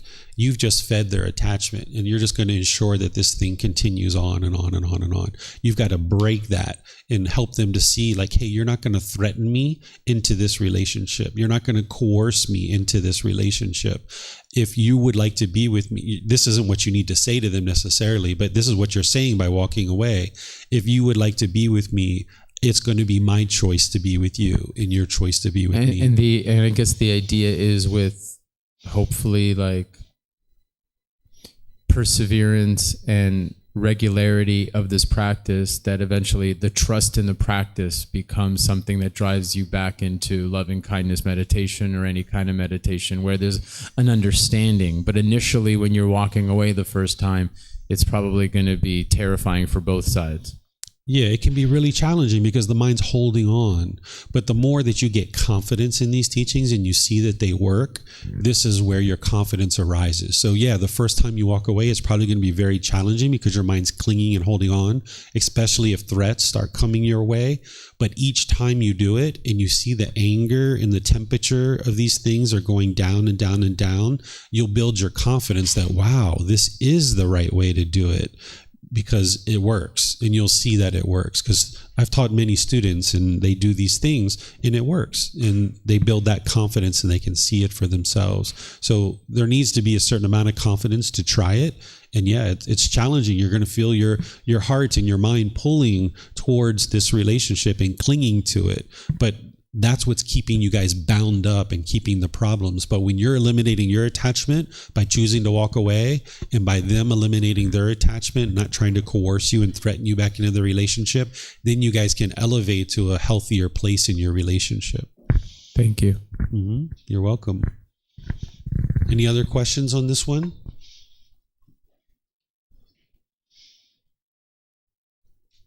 Okay, I'm not seeing any other. Oh, yes, Leo. Yeah, just wanted to ask you about loving kindness in daily life. If I go through the street, there's another person I don't know walking through the street, is it good to do like visualization, like how to pet them on the head, or maybe give them a hug? Or is it because I'm walking on the street, singleness of mind would be walking on the street? But can I also do like this visualizations or reflections about this guy there and being nice to him? Is it a good way to do that daily life? Yeah, you could do those kinds of things if that helps you to bring up the loving kindness. By the time you get to enlightenment, your mind is permeating with loving kindness. You have nothing but loving kindness for all beings. It's just a genuine interest in seeing them be well. So if you're encountering somebody that you have anger and hatred for, or you're having frustration or dislike towards, you're going to need to bring that up in the mind where you have the loving kindness. And that's the practice of right effort from the Eightfold Path, since you've learned that, where you're applying the effort to eliminate the unwholesome qualities and arise the wholesome. So if visualization or those kinds of things help you, then go for it. But don't feel like you have to do that with every single person, because what you're working to do is wear away your anger towards the people you have anger, hatred, and ill will towards, and those lesser versions too. And then continue to cultivate and maintain the loving kindness for the beings that you have in your life. So if you're walking, I would just walk. But later, if you need to meditate and visualize those situations in order to bring up the loving kindness, this will be really helpful for you. Okay, so this example, walking through the street and seeing someone there and wishing them all the best, would be not singleness of mind, because I'm walking. Right, So I would just focus on walking if I was you, because that's what singleness of mind is just doing one thing at a time. So if you needed to cultivate loving kindness, sit down, pause for a moment. But, in that situation, you're on your way somewhere. Don't feel like you have to dissect it so much. You can just wait until you get to where you're going. And if you need to cultivate loving kindness, do that. So there were times when I was working on this, like I was living in America, and I'd be driving on the street and someone would cut off in traffic, right? And my mind would get a little bit frustrated with that. And in my mind, I would say, may you be well, brother. Have the lane, take it. And then maybe when I got to where I was going, I might do some loving kindness meditation to make sure the mind isn't holding on to any anger or frustration. So maybe in the moment, you might say something verbally, which is from your meditation, to help your mind to release it and let go. But then later, you might decide to do some loving kindness where you include them into your loving kindness meditation. Okay. Sometimes, for example, if I talk with someone, maybe I don't look them really in the eyes and see, oh, there's another human being I'm talking to, because it's just maybe talking and producing I don't know, but I think everybody maybe knows this. So in this case, it's different, right? Because now the singleness of mind would be, I'm talking with this guy or this person, and now maybe realizing, have you examples for how to see that, there is really another person I'm talking to. It's not just a thing. Yeah. So singleness of mind, you've got that, right? And then when you're ready to cultivate loving kindness for this being, do that. Yeah, but don't try to do multiple things at one time, because the mind can't do that. It only can do one thing at a time. Or maybe can you have some examples for practicing in daily life? Yeah, situations? So like when you learned right intention, right speech, and right action, this is where you like to be loving and kind. So the example I gave, like my mom in the past, where she would say something bitter, harsh, and hostile, I used to be bitter, harsh, and hostile right back. This is unwise. But I started to be more loving and kind. So when I would see that she'd be bitter, harsh, and hostile, I would know that this is her mind, that I hadn't caused that. That's why right view is so important. So rather than be bitter, harsh, and hostile, I'd be loving and kind. I would say, Mom, I love you. I value this relationship way too much, and I would like to see us get to a point where we can be peaceful and joyful with each other. I'm going to get off the phone and let you think about what it is that you just said. I love you, Mom. Goodbye. Right? And this would be loving kindness rather than the bitterness and harshness and hostility. So you can transform your mind to be able to do that when you train it through the teachings that the Buddha shares. And the feeling of love and kindness then, if you say these words, comes with it, this feeling of, may you be safe, may you know. The loving kindness is a mental state that you're cultivating in the mind through your meditation, and then you're practicing it through your intentions, your speech, and your actions. So those words that I used, those were the words that I used in that particular situation, and they might not be appropriate in other situations, because the Buddha's not giving you like a permanent decision tree of always do it this way or always do it that way.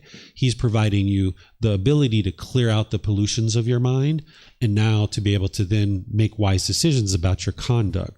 So in that situation, I did it that way with my mom, but that's not necessarily the way I would do it in every situation. But if you cultivate the mental state of loving kindness, where you have a genuine interest in seeing all beings be well, you'll figure out the right words in any given situation. And sometimes it comes through trial and error, that you're going to need to try some different things before you figure out what may work in one situation versus another. This is part of cultivating the wisdom. So I couldn't give you a stock answer to say in every situation that's going to always work. Same thing with the gentleman that was back there. I wouldn't be able to give him one way of always doing things. That would be permanence. So you're going to need to work on getting rid of these anger, hatred, and ill will, arising the loving kindness, and then find the words in any given situation. And you'll be able to do that as you are eliminating this pollution out of the mind. Yep. I think we had another question over here. Did somebody have a question? I saw someone pick up a mic. Yeah. Question: if I go away, how can I make a decision when I come back, or continue the relationship or end the relationship? Is your question about how to know when to end a relationship and when to stay in a relationship? I want to ask if I walk away, when I walk away, and when should I come back?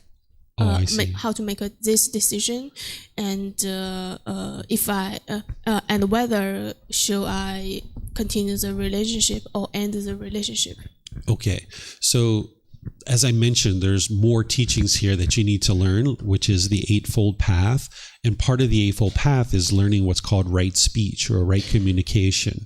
And in there, you learn what's called the 5 factors of well-spoken speech, where you learn to speak at the proper time. What you say is true, you speak gentle, you speak beneficially, and you speak with a mind of loving kindness. So if speaking at the proper time is ensuring that your mind is not angry and hostile and bitter and harsh, and also the other person's mind. It's not the proper time to be speaking at that point. So you aren't interested in coming back to have further conversation with this person until your mind is ready, that your mind is peaceful, your mind is joyful. And the same thing with their mind. At any point in time, if your mind's not peaceful and their mind's not peaceful, it's not the proper time to talk, and it's just going to cause difficulties in your life. So that's how you know when to come back and actually have a conversation or not. To know whether or not you should continue in the relationship or not, this is where you need to look at, do you have the basic needs in this relationship that you need in order to make it successful? And I talked about some of those with the gentleman, but here's some things that you need to look for in a relationship. Not that you expect this, not that you want it, but you're going to need politeness, kindness, friendliness, and respect. Every relationship that is going to be healthy is built on those 3 things: politeness, kindness, friendliness, and respect. And only an enlightened being is going to be able to be polite, kind, friendly, and respectful in every situation. So in certain situations, people in your life have probably been impolite, unkind, unfriendly, and disrespectful. And you need to look at that and decide, is this person blaming me and thinking that I'm the problem here, that they're being impolite and that I deserve this? And if that's the way they're thinking and that's the way they're coming at you, you'll never be able to get to a peaceful relationship with this person, because they're blaming you for what they're experiencing in their mind. And in this situation, it could potentially make sense to move on.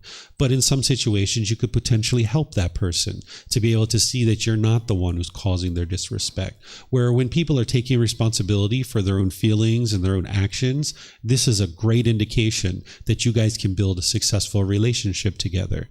So even my wife, when I was first training my mind and she was blaming me for the feelings that she was having, I had to slowly help her see that I wasn't causing her feelings. And I was committed enough to the relationship to be able to help her see that. And now we've built this amazing relationship, and there's never any hostility or bitterness in our relationship. But that took work for us to get there. So you'll need to decide, is this a relationship that I'm committed to, and I would like to help this person to see the things that they're not seeing, and doing that without expectations and without wants yourself? Or is this a relationship that you need to just move on to because there's too much difficulties here? The person isn't interested in learning and improving and growing, so therefore it's best to move on. But if you move on from a relationship, it's important that you understand that any painful feelings that you experience aren't going to be solved by moving on from the relationship. There's certain cravings that you're having. So there's something called aversion, where you're experiencing painful feelings and the mind thinks the way to solve this is push this person away and now go on. And that's not going to solve your problems, because in this situation, the mind has what we call wrong view, where the mind doesn't understand that it's causing its own discontent feelings, and pushing this person away doesn't solve your problems. But there's also the ability to choose to move on from a relationship while maintaining right view and understanding that any painful feelings you're experiencing is being caused by your own mind. From the outside looking in, it looks exactly the same. You're walking away from a relationship. But what's going on in your own mind is what's important. Is, are you pushing this person away, thinking they're the problem and that I've solved my problem by pushing them away? That would be unadvisable and unwise.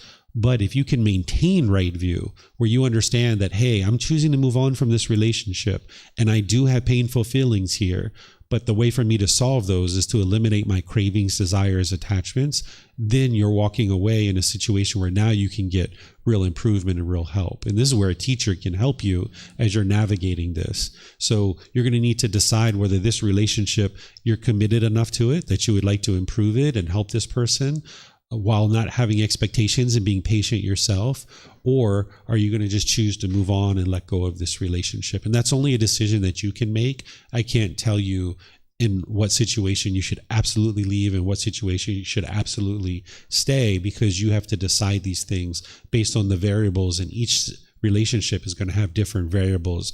So moving to this higher consciousness of the enlightened mind is to cultivate wisdom and make wise decisions in that present moment based on all the variables that are there. And only the student's going to understand all those variables 100%.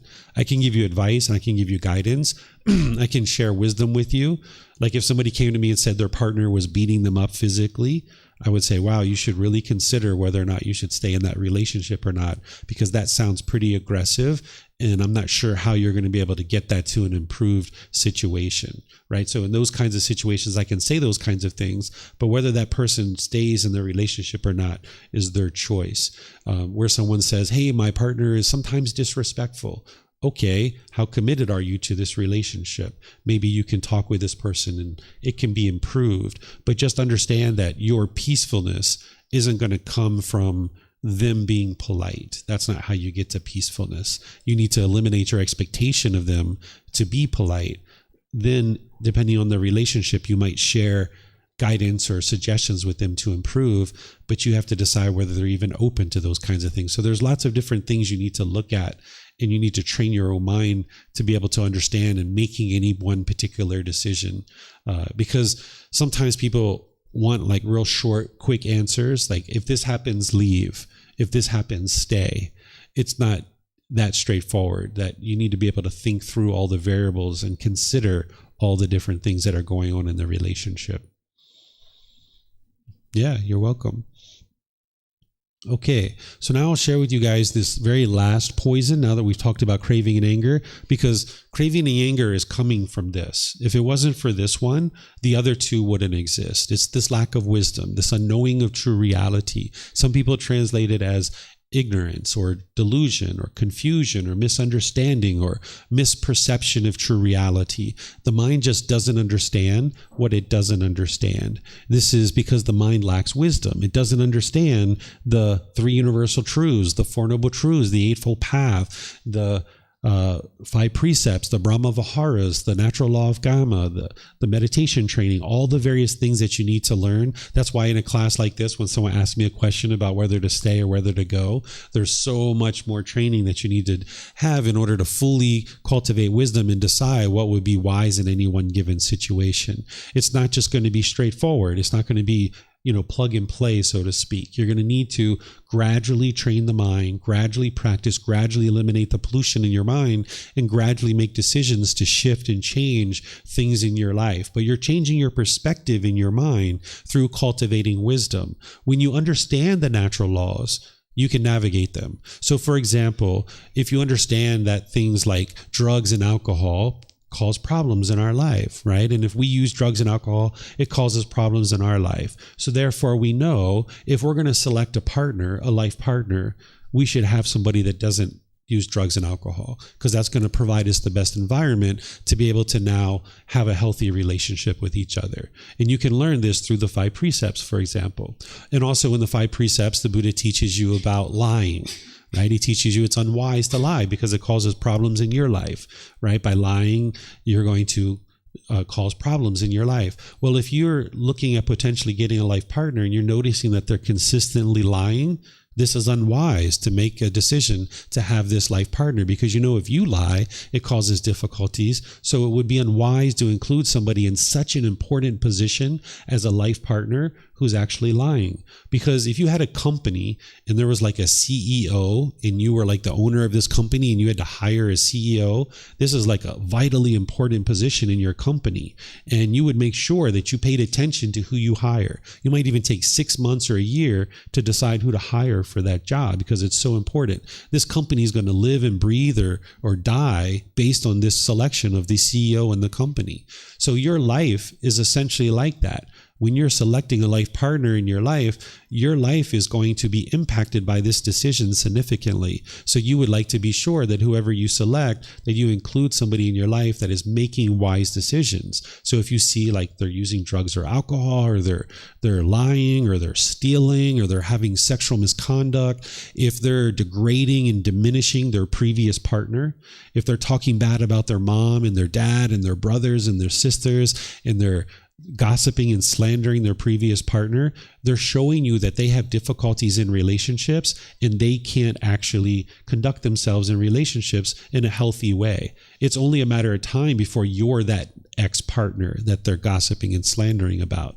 So if you hear these kinds of things from your partner or a potential partner, that's where this wisdom kicks in, that the Buddha is teaching you the natural laws of existence of what would cause difficulties in your life. And now when you see these other things, you don't judge these other people. You don't look down on them and think of them as less of a person, but instead you realize that it's unwise to involve people like this into your life. And this is what you can get to with the arising of wisdom, where you don't believe the teachings. You know with 100% certainty if this person's stealing, if they're having sexual misconduct, if they're lying, if they're taking substances that cause heedlessness, this is going to cause calamity in their life.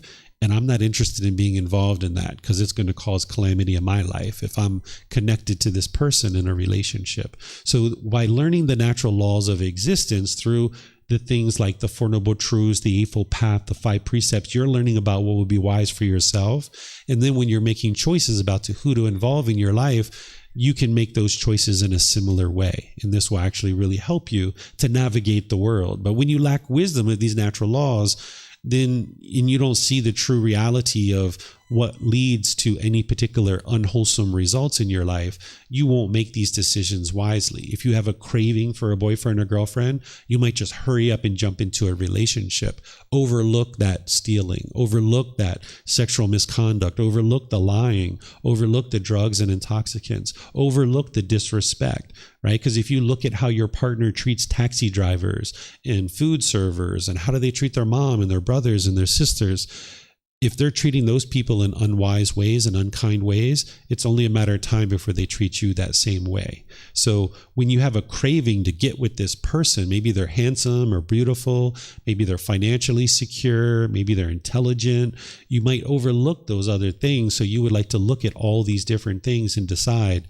is it wise for me to involve myself with this particular person? So when you arise this wisdom, not only can you make wise choices about who to involve in your life, but you can make wise choices to train your own mind, to eliminate these cravings, the anger, and the ignorance. And this is what's ultimately going to get you to the peace and joy.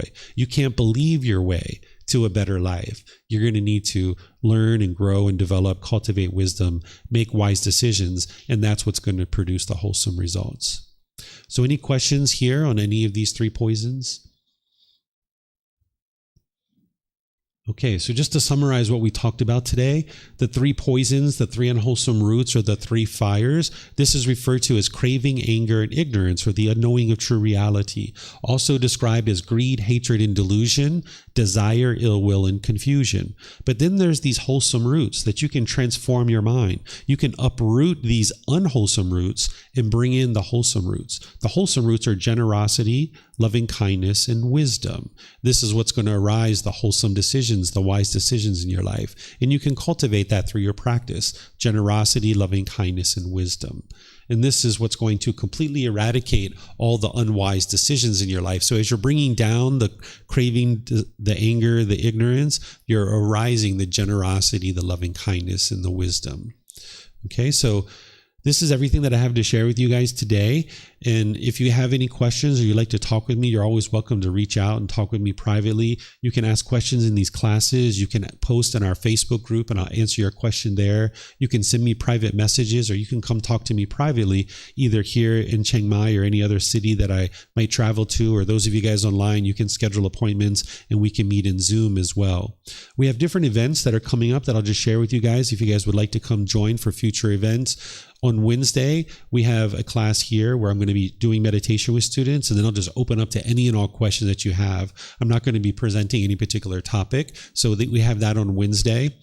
Today, actually, I forgot about this, is there's a group that's come here from Australia that they're going to be involved in like a 10-day Qigong event, and they've invited me to come lead them in a meditation today at the park. There's a park in the southwest corner of the city, and at 5 o'clock, I'm going to be starting with a meditation. We're going to do loving kindness meditation. So if you'd like to learn about loving kindness meditation, we're going to do it there. So if you look on a map, the square of the Chiang Mai city, in the southwest corner, there's a little park. And I'm going to be there around 4:30, 4:45 today. And then at 5 o'clock, I'm going to start the meditation. And you guys are welcome to join for the meditation. You're also welcome to join for the Qigong too. The lady that is doing it and leading it, she invited our students to come and do free Qigong. So you're welcome to come if you like. So that's today. And then on Friday this week, we have a game night where at 6 p.m. here, we come together and we play games and we share food and drinks and conversation. It's a good, wholesome fun. So if you like to have some good, wholesome fun, you can come here and play board games on Friday and have some great conversations with some people at 6 o'clock. And then on Saturday and Sunday, we have our regular classes here. And next week on Monday, I'm starting a course that I only teach twice a year. It's called Experiencing the Jhanas in the 4 Stages of Enlightenment. This is a course I only teach twice per year, and I'm going to start it on Monday at 9 a.m. And then it goes each day until 3, and we take an hour and a half lunch break. So if you'd like to come for that course, you're welcome to come for that as well. It's all available to you at no cost. So thank you all for joining. Thank you for your questions. Thank you for your interest to learn. And perhaps I'll see you guys at one of these future events. Have a lovely and wonderful rest of your day. Sawadee krap. Sawadee krap.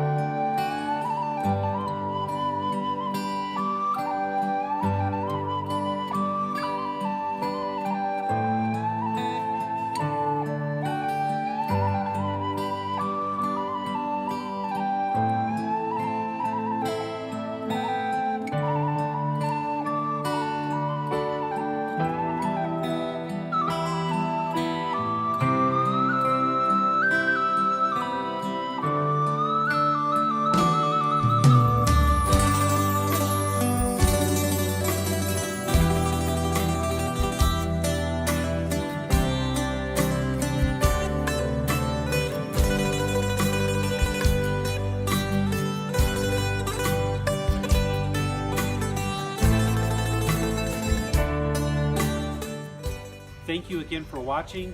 Enjoy your meditation. Look forward to seeing you online and answering any questions that you might have. Thank you so much.